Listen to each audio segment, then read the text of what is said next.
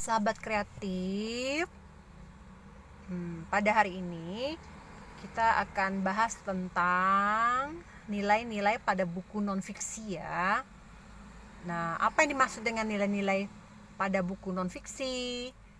Nilai-nilai pada buku non-fiksi maksudnya ketika kita membaca buku ya, misalnya buku tentang kisah inspiratif hidup orang lain, kemudian kita menemukan pesan-pesan apa saja yang bisa kita ambil dari buku yang kita baca itu ya. Nah, sahabat kreatif, ayo kita bahas ya buku tentang Bob Sadino ya. Nah, siapa yang tidak kenal dengan Bob Sadino? Nah, Bob Sadino adalah salah satu pengusaha sukses yang ada di Indonesia. Bob Sadino, mereka bilang saya gila. Nah, pengusaha sukses yang satu ini menjalani hidup yang panjang ya dan berliku sebelum meraih sukses. Dia sempat menjadi supir taksi hingga kuli bangunan yang hanya berpenghasilan 100.000. Gayanya yang sederhana, celana pendek, memang dikenal menjadi pakaian dinas. Om Bob, begitu dia biasa disapa dalam setiap aktivitasnya. Pria kelahiran Lampung 9 Maret 1933 yang mempunyai nama asli Bambang Mustari Sadino hampir tidak pernah melewatkan penampilan ini, baik ketika santai, mengisi seminar entrepreneur maupun bertemu pejabat pemerintah seperti presiden. Aneh, tetapi itulah Bob Sadino. Keanehan juga terlihat dari perjalanan hidupnya. Kemapanan yang diterimanya pernah dianggap sebagai hal yang membosankan dan harus ditinggalkan. Anak bungsu dari keluarga berkecukupan ini mungkin tidak akan menjadi seorang pengusaha yang menjadi inspirasi semua orang seperti sekarang jika dulu ia tidak memilih untuk menjadi orang miskin. Ketika orang tuanya meninggal, Bob yang kala itu berusia 19 tahun mewarisi seluruh harta kekayaan keluarganya karena semua saudara kandungnya kala itu sudah dianggap hidup mapan. Bob kemudian menghabiskan sebagian hartanya untuk berkeliling dunia. Dalam perjalanan itu ia singgah di berbagai negara ya. Dia pernah menetap di kota Amsterdam, kemudian di Hamburg, Jerman, kemudian dia bertemu dengan Solami Sojau yang kemudian menjadi istrinya. Sebelumnya dia sempat bekerja di Unilever Indonesia. Namun, hidup dengan tanpa tantangan baginya merupakan hal yang membosankan. Ketika semua sudah pasti didapat dan sumbernya pun ada, ini menjadikannya tidak lagi menarik. Dengan besaran gaji waktu itu, kerja di Eropa ya enaklah kerja di sana ya, siang kerja, malamnya pesta dan dansa. Begitu-begitu saja. Terus menikmati hidup, tulis Bob Sadino dalam bukunya Bob Sadino, mereka bilang saya gila. Pada 1967, Bob dan keluarga kembali ke Indonesia. Kala itu dia membawa serta 2 mobil Mercedes miliknya. Satu mobil dijual untuk membeli sebidang tanah di Kemang, Jakarta Selatan. Setelah beberapa lama tinggal dan hidup di Indonesia, Bob memutuskan untuk keluar dari pekerjaannya karena ia memiliki tekad untuk bekerja secara mandiri. Nah, satu mobil Mercedes yang tersisa. Tak lama setelah itu, Bob beralih pekerjaan menjadi kuli bangunan. Gajinya ketika itu hanya sebesar 100.000 ya.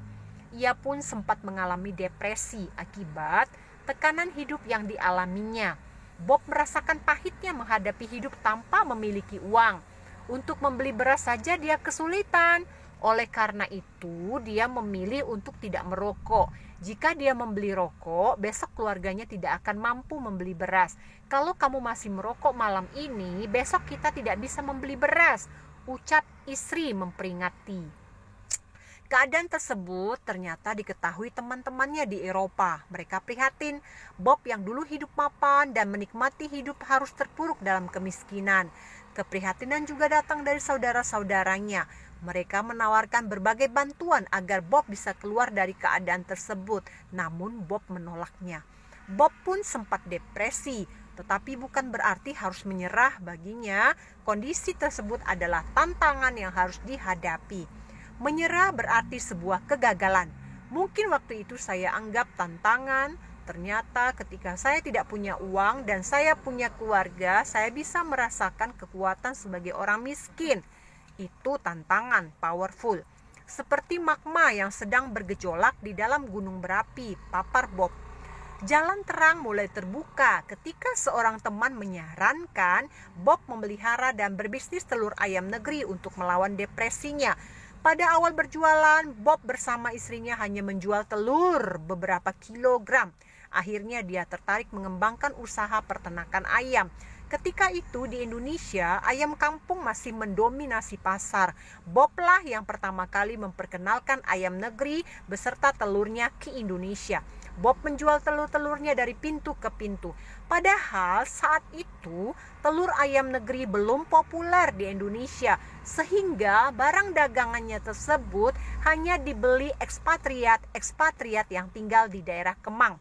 Ketika bisnis telur ayam terus berkembang, Bob melanjutkan usahanya dengan berjualan daging ayam. Kini Bob mempunyai PT Kemfood, pabrik sosis dan daging. Bob juga kini memiliki usaha agrobisnis dengan sistem hidroponik di bawah PT Kemfarm.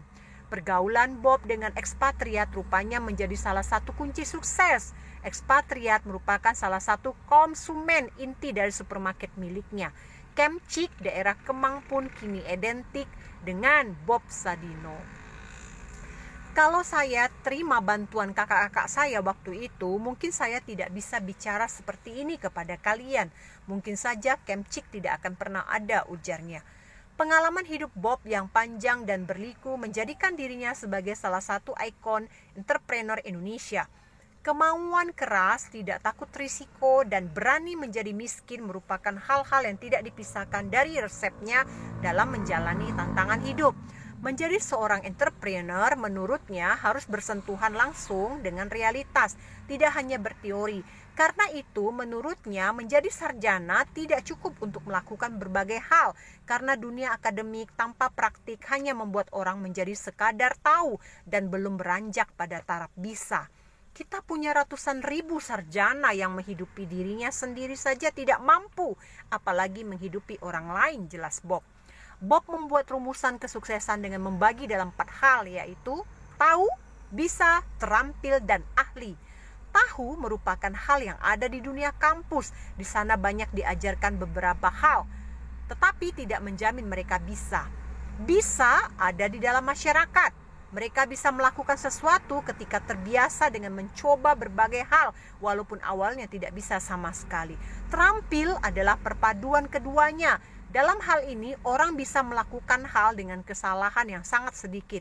Sementara itu, ahli menurut Bob tidak jauh berbeda dengan terampil, namun predikat ahli harus mendapatkan pengakuan dari orang lain, tidak hanya klaim pribadi.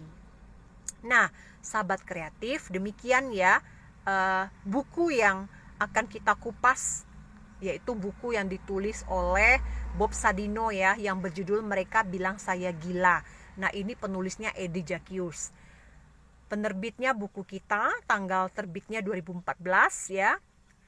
Dalam buku ini banyak sekali nilai-nilai yang dapat kita ambil, pesan-pesan yang dapat kita ambil dalam kita dan bisa kita aplikasikan dalam kehidupan kita. Nah, nilai apa yang terkandung pada buku Bob Sadino tersebut? Yang pertama ya, nilai yang dapat kita ambil adalah nilai ekonomi ya. Nilai ekonomi yaitu anak bungsu dari keluarga berkecukupan ini mungkin tidak akan menjadi seorang pengusaha yang menjadi inspirasi semua orang seperti sekarang jika dulu ia tidak memilih untuk menjadi orang miskin. Nah ya, nilai ekonomi kan berhubungan dengan penghasilan ya.